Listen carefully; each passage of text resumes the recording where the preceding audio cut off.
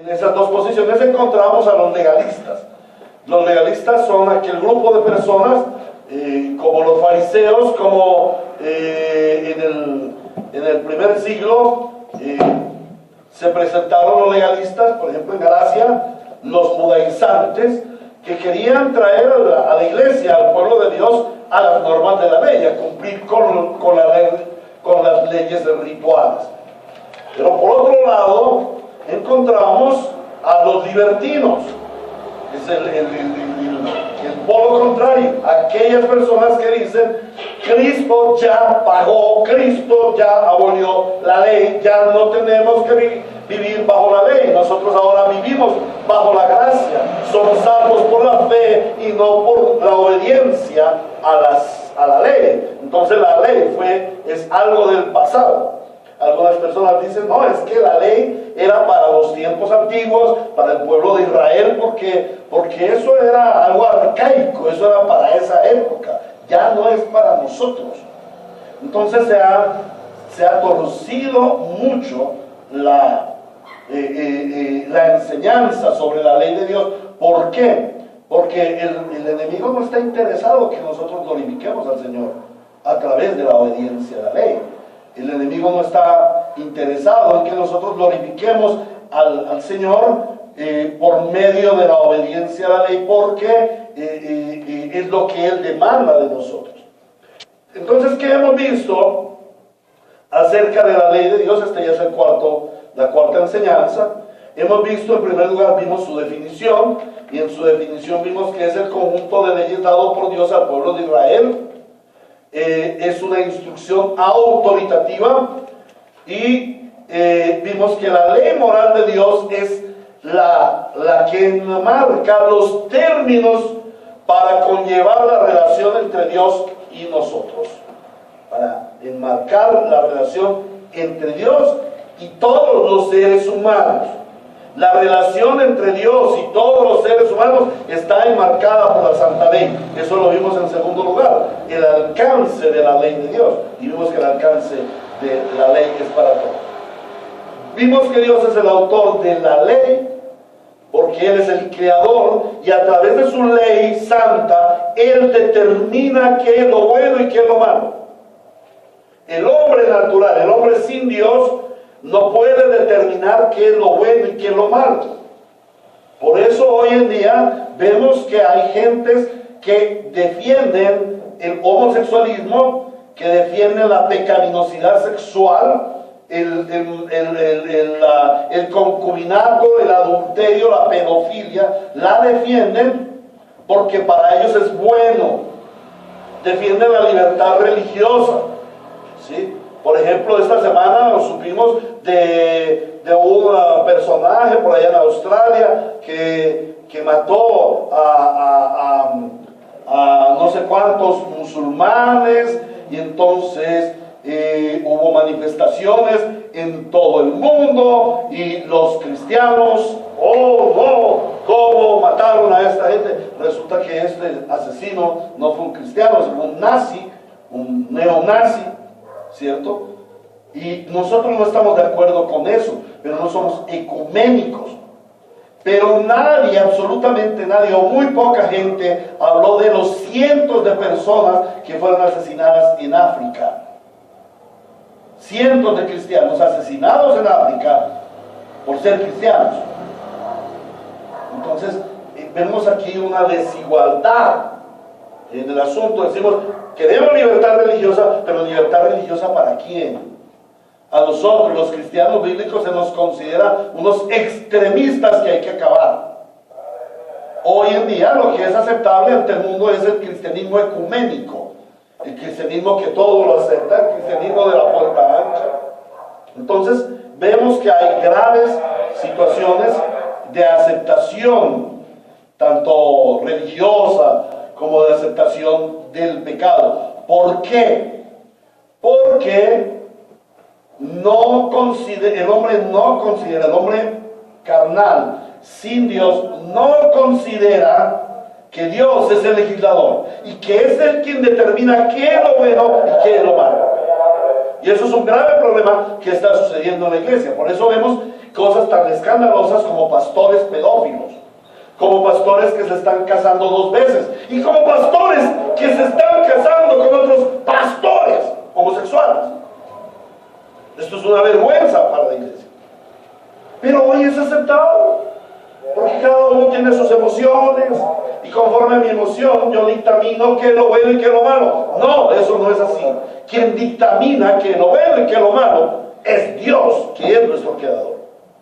Y Él determina, es el único que tiene una justicia perfecta para determinar qué es lo bueno y qué es lo malo. Entonces, Dios, y solo Dios, tiene la autoridad para hacer, y tiene la autoridad y tiene el juicio para darnos la ley y para demandar la ley.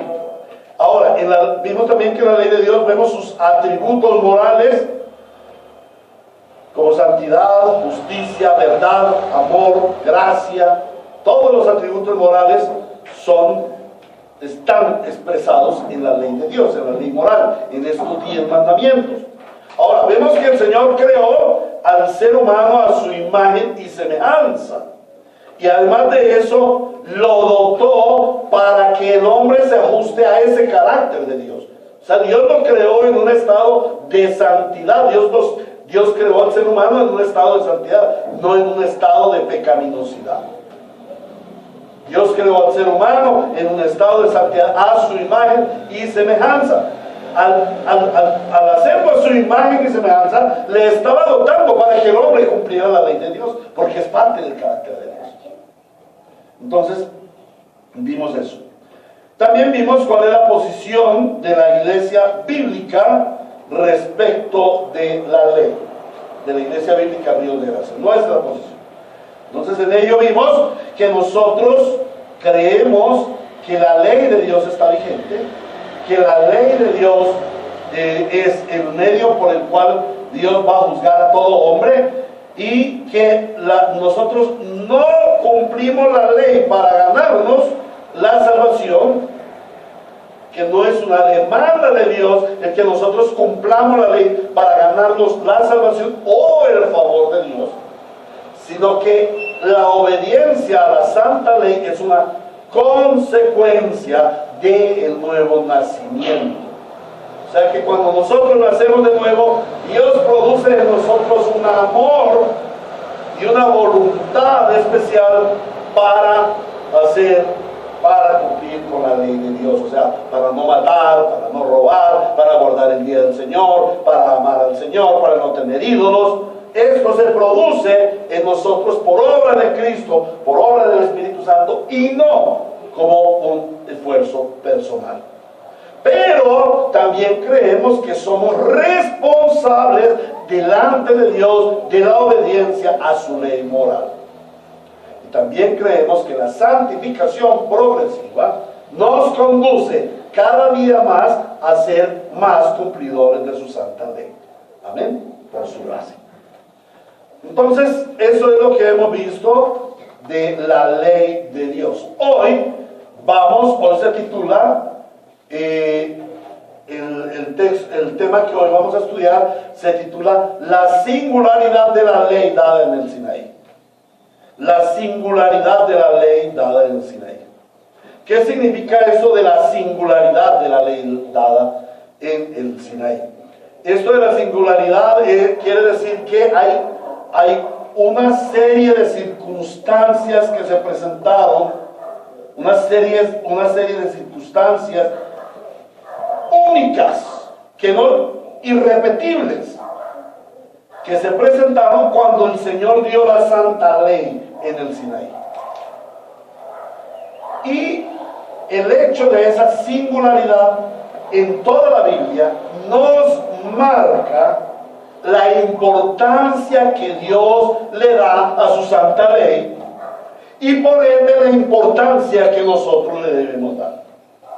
Dios resalta la importancia de la ley mediante las circunstancias inusuales que rodearon su salvación. Y este estudio está basado en una obra del hermano Albert N. Martin, debo reconocerlo, y también en su exposición por parte del pastor Suger Michelin, a quien algunos de ustedes o han escuchado o han visto. Pero no me lo voy a atribuir, uy, el pastor, ¿cómo estudió esto? No, es el estudio a través de otros santos siervos del Señor que nos permiten venir a esto y debo reconocerlo públicamente. Entonces vamos a ver 6 circunstancias inusuales que se presentaron en la revelación de la Santa Ley, que hacen de esta revelación algo majestuoso, algo a lo cual le debemos dar gran importancia. Y la primera la encontramos en Éxodo capítulo 19. Éxodo capítulo 19. Y vamos a ir allí de los versículos 10 al 15. Éxodo capítulo 19, versículos 10 al 15. Recordamos, el Señor había sacado al pueblo de Israel, llevaban aproximadamente 3 meses de viaje por el desierto. El Señor los sacó con gran portento de señales, como abrir el mar en 2, y recuerdan que Israel venía siendo perseguido por Faraón. Dios sepultó a Faraón y a su ejército y le dio entrada, pero no a la tierra prometida, sino al desierto de Sinaí. Al entrar en el desierto de Sinaí, ellos tienen una relación personal con el Señor, y el Señor los lleva hasta los pies, hasta el pie del monte Sinaí, en donde Él se iba a revelar. Y vamos a ver cómo se presenta esa revelación de Dios al pueblo de Israel. Versículo 10 al 15 de Éxodo 19 dice: y el Señor le dijo a Moisés: ve y consagra al pueblo hoy y mañana. Ve y consagra al pueblo hoy y mañana. Diles que laven sus ropas, que se preparen para el tercer día, porque en ese mismo día yo descenderé sobre el monte Sinaí a la vista de todo el pueblo. Pon un cerco alrededor del monte para que el pueblo no pase. Diles que no suban al monte y que ni siquiera pongan un pie en él, pues cualquiera que lo toque será condenado a muerte, sea hombre o animal, no quedará con vida. Quien se atreva a tocarlo morirá a pedradas o a flechazos.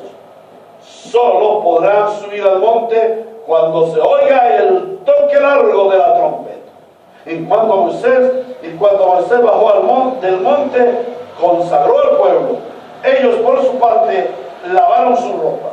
Luego Moisés les dijo: prepárense para el tercer día y absténganse de relaciones sexuales.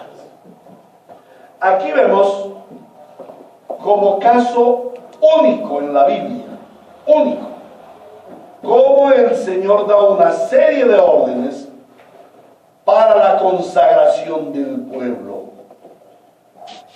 Cómo el Señor ordena que su pueblo se consagre. No hay otra, ni siquiera en el arca, cuando se va a consagrar el tabernáculo y el arca, el Señor no les da una orden tan explícita. Entonces el Señor les dice que se consagren en santificación, en pureza. Debían aún lavar sus ropas, y abstenerse de relaciones sexuales. Y hay algo allí que me causa mucha inquietud, porque dice: diles que no suban al monte y que ni siquiera pongan un pie en él, pues cualquiera que lo toque será condenado a muerte. Y esto nos indica que el Señor está ordenando: ninguno se atreva a curiosear. No sean curiosos. Y saben una cosa, una de las características primordiales de la iglesia moderna, yo podría llamarla, al estar meditando en esto, porque no es la primera vez. De hecho, tengo una introducción al culto basado en no seamos curiosos.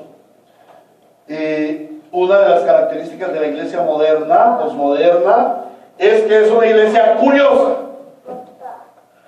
A donde le digan, hay milagro, allá corren. Donde le digan, hay profecía, allá corren. En donde le digan, hay música y baile, allá corren. Y hay muchos hermanos, aún en la iglesia reformada, que corren por curiosidad. A ver qué les va a hacer el Señor. Por eso, muchos hermanos queridos no asumen con responsabilidad su vida como creyentes. Van a los cultos por curiosidad, a ver qué sucede, a ver qué dice el Señor. Y aquí hay que tener cuidado con preferencias en cuanto a la predicación o a la alabanza, a la enseñanza. Hay que tener cuidado con eso. Porque nosotros no venimos a oír a un predicador, nosotros venimos a oír la palabra de Dios. En esto hay que tener mucho cuidado. El Señor dice, nadie se atreva a curiosear. Que ni siquiera pongan un pie, ni hombre ni animal. El que se atreva a hacerlo, quedará destruido, será ceticita ahí. ¿Por qué? Porque nosotros somos curiosos. Hay que tener cuidado. A tal punto el Señor dijo, conságrense. Conságrense, líbrense de la curiosidad, sométanse a la autoridad de Dios. ¿Qué buscaba el Señor al hacer esta consagración de 3 días? Que no tuvieran relaciones sexuales, que lavaran su ropa, que no se atrevieran a pasar de determinado punto que Él les dio. Bueno, Él resaltó la importancia y la santidad de su ley. ¿Qué iba a hacer el Señor? Les iba a dar la ley. Por eso Él estaba determinando todos estos asuntos. Y Él buscaba impresionar la conciencia del pueblo para que vieran la importancia de la ley. Él quería tocar la conciencia del pueblo. Y hoy el Señor quiere tocar la conciencia del pueblo para que veamos la importancia de su ley. No podemos venir a curiosear. No podemos venir en impureza. No podemos venir sin nuestros ropajes limpios. Ahora, allí estaba hablando de las ropas físicas. Ahora, esto nos habla de nuestro vestido espiritual en Cristo Jesús. Limpios, santificados, vestidos de lino limpio, fino y resplandeciente. De esa forma nos acercamos ante Dios y de esa forma recibimos su ley. Porque generalmente pensamos en la ley como una imposición, como un deber. No, la ley es un gran beneficio de Dios para nosotros porque nos está cuidando. Tiene el carácter protector de Dios. Entonces nosotros recibimos la ley y debemos recibirla en santidad. Amén. Ahora vamos a mirar ya vimos la preparación inusual. En ninguna otra parte de la Biblia se demanda una preparación para recibir algo del Señor. Solamente. Ahora vamos a ver, en segundo lugar, los fenómenos inusuales presentados en su revelación. Y vamos a ver Éxodo 19, 16 al 25. Dice así: en la madrugada del tercer día hubo truenos y relámpagos, y una densa nube se postró sobre el monte. Un toque muy fuerte de trompeta puso a temblar a todos los que estaban en el campamento. Entonces Moisés sacó del campamento al pueblo para que fuera a su encuentro con Dios, y ellos se detuvieron al pie del monte Sinaí.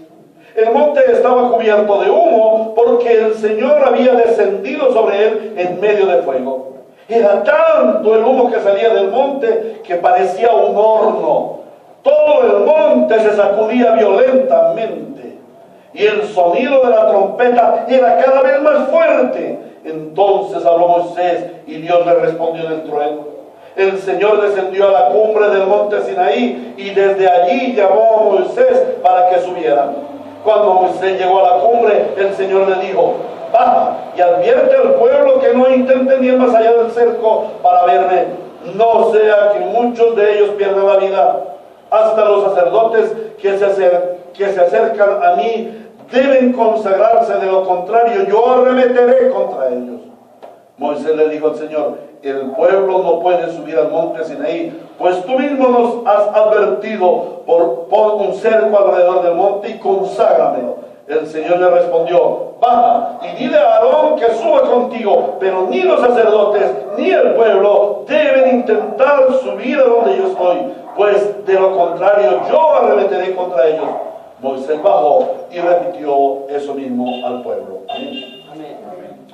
Vamos a trasladarnos y vamos a ver por un momento qué estaba pasando allí. ¿Cómo es esto? ¿Cómo son estos fenómenos inusuales para la revelación de la santa ley de Dios? Entonces dice ahí en el versículo 16: en la mañana del tercer día hubo truenos y relámpagos. El pueblo Moisés le ordena al pueblo que se consagre. El pueblo está expectante allí alrededor del monte Sinaí, expectante, esperando que su Dios iba a venir, que su Dios iba a venir. Ahora, ¿de dónde fueron sacados ellos? ¿En dónde estaban hacía solamente 3 meses? En Egipto. Muy bien. ¿Qué manifestación de Dios habían recibido ellos? ¿Conocían ellos al Dios viviente? ¿Bajo qué Dios estaban ellos sometidos? ¿Qué Dios conocían ellos? ¿Cómo? El faraón. Para ellos su Dios era faraón. Y faraón jamás había hecho un despliegue de poder delante de ellos, a menos que mandara a decir algo. O en aquella ocasión que dijo: dile al pueblo de Israel que ahora no van a tener paja para hacer los ladrillos, para hacer los adobes. Ya no. Ahora tienen que trabajar el doble. Y ya no podrán tener hijos. Se los vamos a matar. Y eso era lo que ellos recibían. Ese era el Dios que ellos conocían. Pero el Dios viviente y verdadero no lo habían conocido. Faraón daba leyes a su antojo. Él ponía las leyes que él quería. Pero ahora Israel iba a recibir unas leyes perfectas, unas leyes invariables, unas leyes que regirían a su pueblo desde ahí hasta la segunda venida de nuestro Señor Jesucristo. Pero recuerden, esas leyes no solamente fueron dadas aquel día, sino que ya estaban inscritas desde el Génesis en los corazones de todos los hombres. Sería lo que el Señor iba a hacer, era a sellar, a escribirlas con el dedo de su mano, como lo dice luego. Entonces, era algo supremamente especial. El pueblo estaba reunido allí alrededor, expectante. ¿Y qué es lo primero que el pueblo ve? ¿Hacia dónde lo dirige el Señor? Dice: en la madrugada del tercer día hubo truenos y relámpagos. Al amanecer, cuando el pueblo estaba allí reunido, imagínense ustedes, truenos, relámpagos fuertes, una gran tormenta. No sé a cuántos de ustedes les cause temor la tormenta. La gran mayoría de nosotros tememos la tormenta. Si nosotros estamos aquí, de pronto cae un rayo a nuestro alrededor, nos asustamos. Y cuando suena ese sonido que cubre toda la bóveda de donde estamos, dicen que el rayo y el trueno, el trueno suena 40, cuando el trueno suena nos implica por cada segundo 40 kilómetros de donde cayó el rayo, ¿cierto? Cae el rayo y al mismo tiempo allí se produce el trueno, ¿cierto? Pero nosotros oímos el trueno luego. Cae el rayo, nosotros quizás vemos el rayo, pero luego viene el trueno. Y por cada segundo son 40 kilómetros. O sea, un rayo cae, nosotros lo vemos, y a los 2 segundos suena el trueno. Eso quiere decir que ese rayo cayó a 80 kilómetros aproximadamente de donde estamos. Pero hay veces que nosotros vemos rayos que iluminan toda la bóveda de nuestra ciudad, pero suena a los 6, 8, 10 segundos, suena ese trueno tan estruendoso. Ahora, no fue uno. Dice el Señor que hubo truenos y relámpagos. Y la gente fue despertada inmediatamente con temor.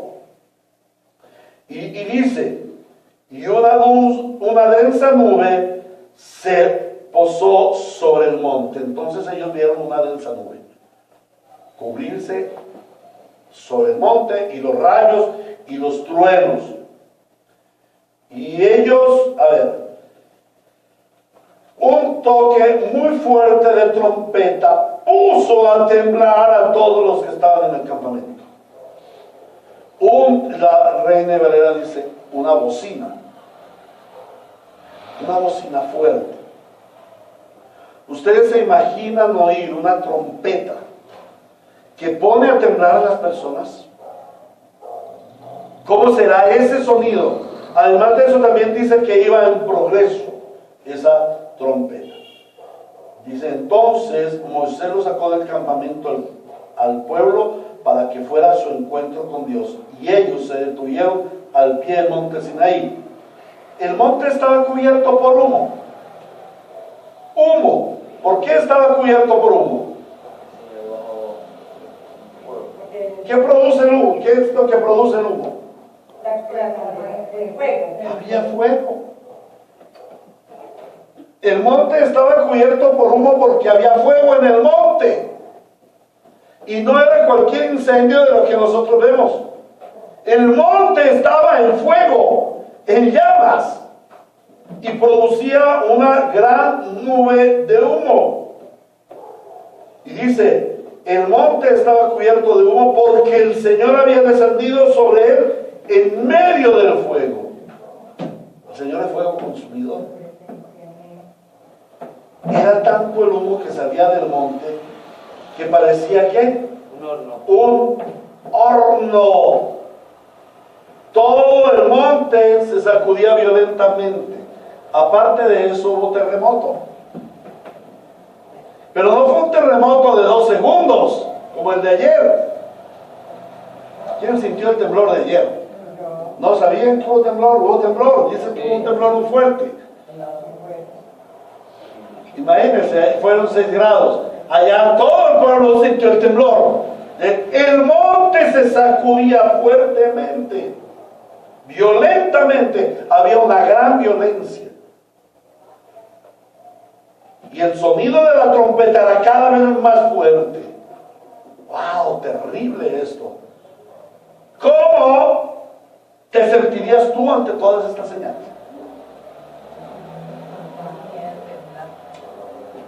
Un gran temor.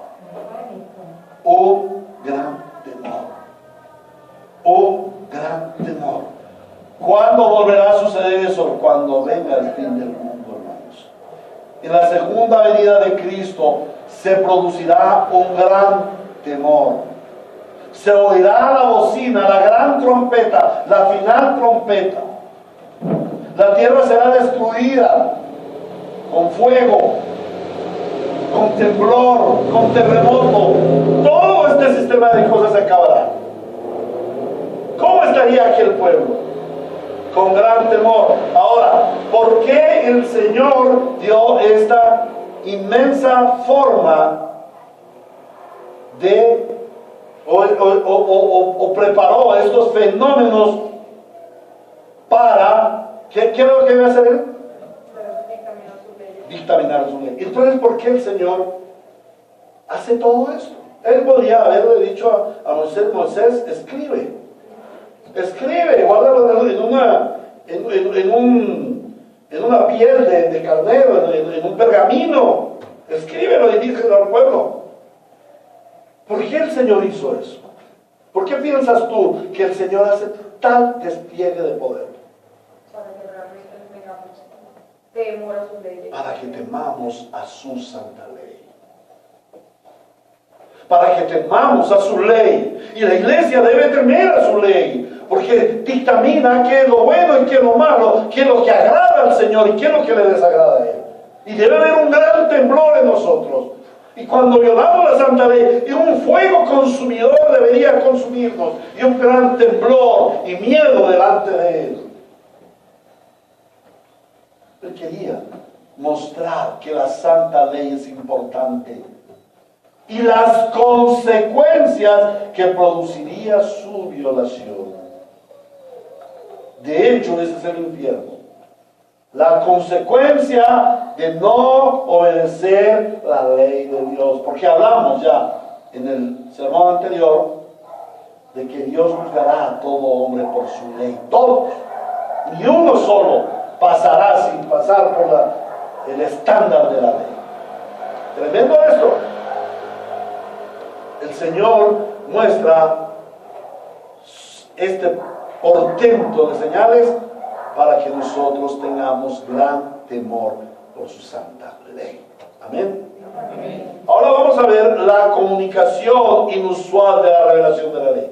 Hoy hemos visto la preparación inusual para la revelación de la ley, los fenómenos inusuales presentados en su revelación. Ahora vamos a ver la comunicación inusual de la revelación de la ley. Los fenómenos, la comunicación inusual de la revelación de la ley. Todo está enmarcado en la revelación de la ley. Dios iba a revelar su ley. Entonces, Él, al revelar su ley, preparó de manera inusual al pueblo para que recibiera su ley. Dio fenómenos inusuales para presentar su ley. Y la comunica de una manera inusual, de una manera diferente al resto de la revelación bíblica. Vamos a ir a Éxodo 20, versículo 1. Dice así: Dios habló. ¿Dios qué? Habló. Dios habló y dio a conocer todos estos mandamientos. La voz audible de Dios. Generalmente Dios hablaba a los profetas a través de sueños, a través de el ángel de Jehová, a través de milagros, a través de muchas cosas. Pero no es frecuente que el Señor reúna a todo el pueblo y le hable a todo el pueblo. Es una revelación inusual. Dios habló y dio a conocer todos estos mandamientos. Ahora vamos a ir a Mateo capítulo 5.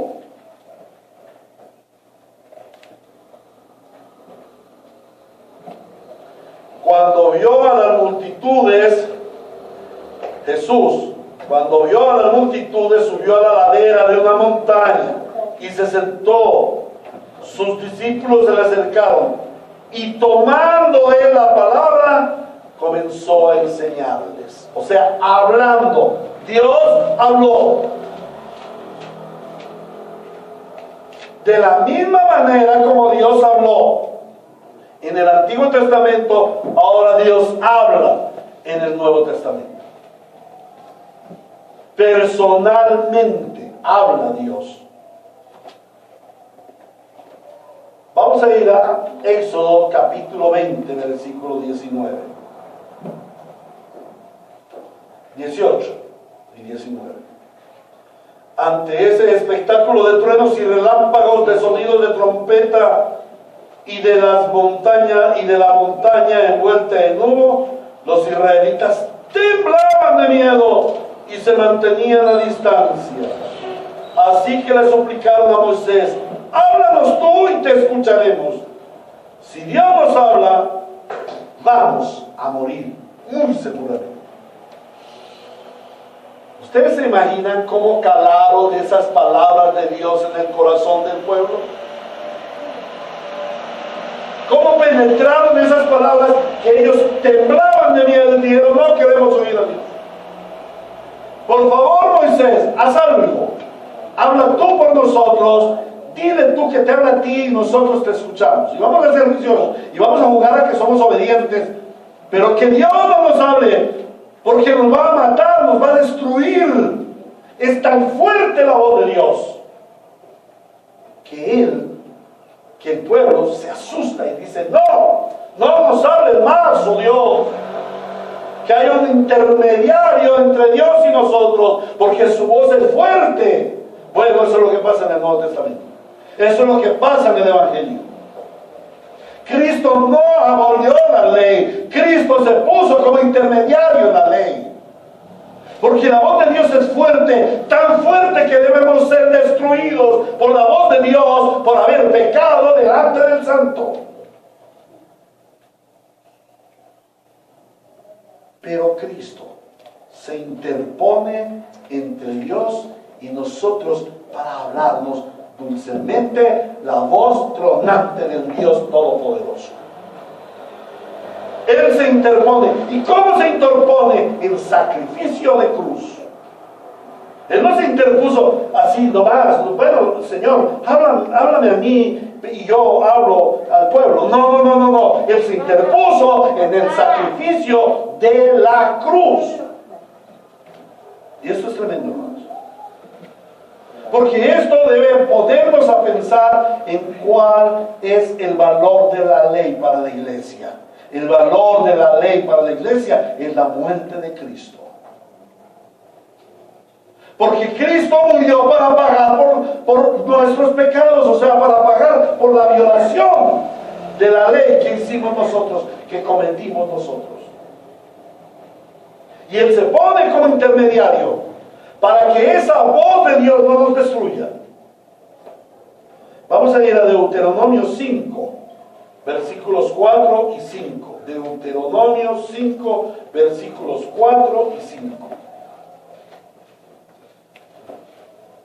Dice así: desde el fuego el Señor les habló cara a cara en la montaña. En aquel tiempo yo actué como intermediario entre el Señor y ustedes para declararles las palabras del Señor, porque ustedes tenían miedo del fuego y no subieron a la montaña. Amén. El Señor les habló cara a cara.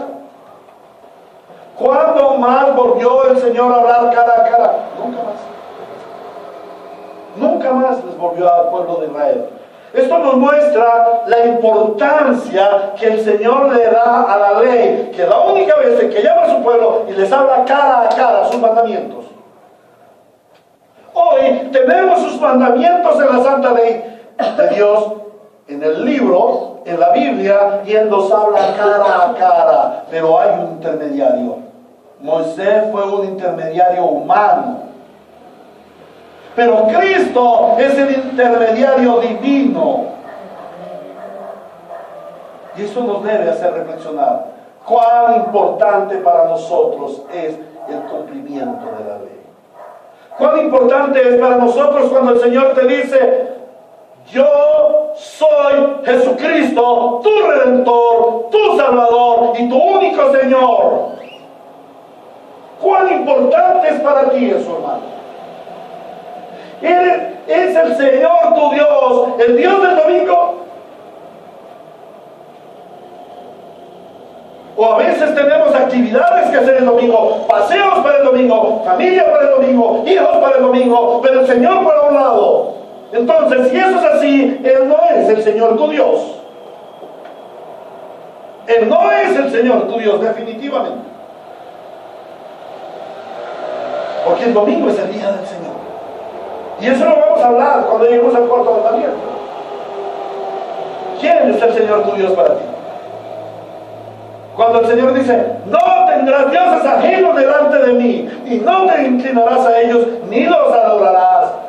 Porque yo soy Dios fuerte y celoso, que guardo la maldad de los hombres hasta la tercera y cuarta generación, pero bendigo a millares a los que aman mi nombre. ¿Cuántos dioses ajenos tenemos en nuestra vida? ¿Cuántos señores todavía gobiernan nuestra vida? Hijos, trabajo, negocio, dinero. Dioses del siglo XXI. Como dice el Salmo 1, bienaventurado el varón que no anduvo en consejo de malos, ni en camino de pecadores, ni en silla de escarnecedores sentado, sino que en la ley de Jehová se deleite, en ella medita de día y de noche. Ese es el varón perfecto. Ese es el varón que ama a Dios sobre todas las cosas. Ese es el varón que dice, tú eres mi Señor y mi Dios, y yo no tengo dioses ajenos delante de mí. ¿Para cuántos el nombre del Señor es santo? Que es innombrable. Solamente lo guardamos para decir cosas hermosas y santas. Pero muchos supuestos cristianos, ay hermano, présteme tanto, que mire, yo se lo juro, en tal fecha se lo pago, pero no digo de qué año. En nombre de Dios yo se lo pago. Ay hermano, en nombre de Dios, en nombre de Dios, ay Diosito, ay Dios. Y andan blasfemando el nombre de Dios a toda hora. Eso lo vamos a ver cuando lleguemos al tercer mandamiento. ¿Cómo blasfemamos permanentemente el nombre de Dios como cristianos? Espíritu Santo es el nombre de Dios. Para ir a Jehová diré, ¿de dónde? ¿De dónde?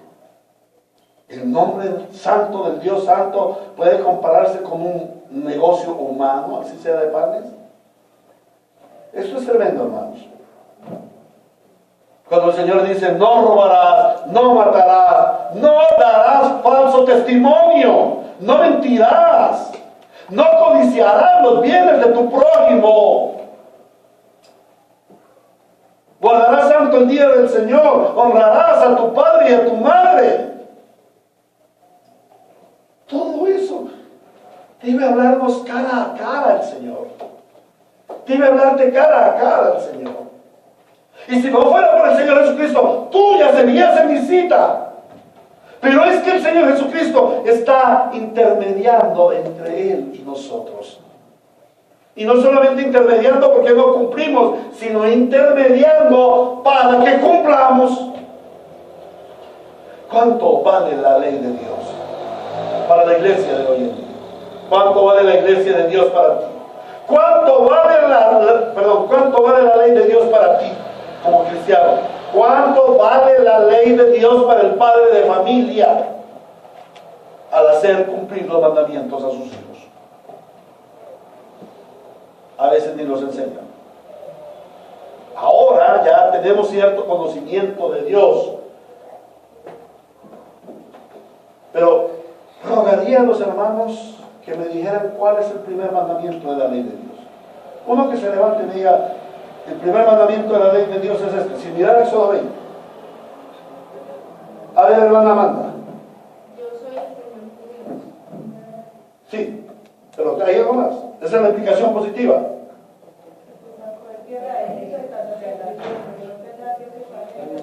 Ese es el primer mandamiento. Es completo. Yo soy el Señor tu Dios. Es el Señor tu Dios. Es Jesucristo tu Redentor, que te sacó de la esclavitud del pecado y te dio salvación para que lo amaras de todo tu corazón, con todas tus fuerzas y con toda tu alma. Eso es lo que tu padre le enseñas a tus hijos, eso es lo que tu madre le enseñas a tus hijos, eso es lo que tu esposo corriges a tu esposa, eso es lo que tu esposa corriges a tu esposo cuando caen en ese pecado. Yo soy el Señor tu Dios. Vamos a estudiarlos uno a uno, pero comenzamos por ahí en 10 sermones todavía. ¿Ven la importancia? Nos queda la manera inusual de su escritura, el lugar inusual de la preservación de la ley y la manera inusual como se le ordenó a Moisés revelar esta ley, que lo vamos a ver en el próximo sermón. Entonces, hermanos, por hoy debemos mirar lo que la ley de Dios significa para nosotros como cristianos. La forma inusual como Dios la reveló marca su importancia para Dios y su importancia para nosotros, su importancia para la iglesia, su importancia para la familia. Que seamos un pueblo que ama más al Señor a través de la obediencia a su santa ley, porque de eso es de lo que se agrada al Señor. Por eso el apóstol Pablo dice en Efesios 5:10, procurando siempre lo que es agradable al Señor. Amén. Inclinemos nuestro rostro y oramos. Padre, gracias te damos porque hoy podemos comprender a la luz de tu palabra la manera inusual como tú revelaste la ley de Dios. Fue inusual en la preparación de tu pueblo, fue inusual en la forma como lo expresaste con tu propia voz, fue inusual con los portentos y maravillas que mostraste para infundir en el pueblo gran temor a Dios, porque desde Génesis, aún con nuestros padres Adán y Eva en estado de inocencia, no hubo temor a Dios. Y Señor, libra a tu iglesia de que no haya temor a Dios en la santa ley. Porque la santa ley tú la diste para mostrarnos qué es lo que a ti te agrada, Señor. Qué es lo que quieres que nosotros cumplamos delante de ti. Y para qué nos diste salvación. Gracias te damos, Señor, por el gran amor y la misericordia que nos das a revelarnos estas cosas a tu pueblo, a la manada pequeña. A ti te damos la gloria, el honor y la alabanza, y te suplicamos que seas tú en medio de nosotros, trayendo convicción de nuestros pecados y conduciéndonos al arrepentimiento por el despreciar, por el no valorar la santa ley moral de Dios. En nombre de Cristo Jesús te lo suplicamos. Amén y amén. ¿Hay preguntas?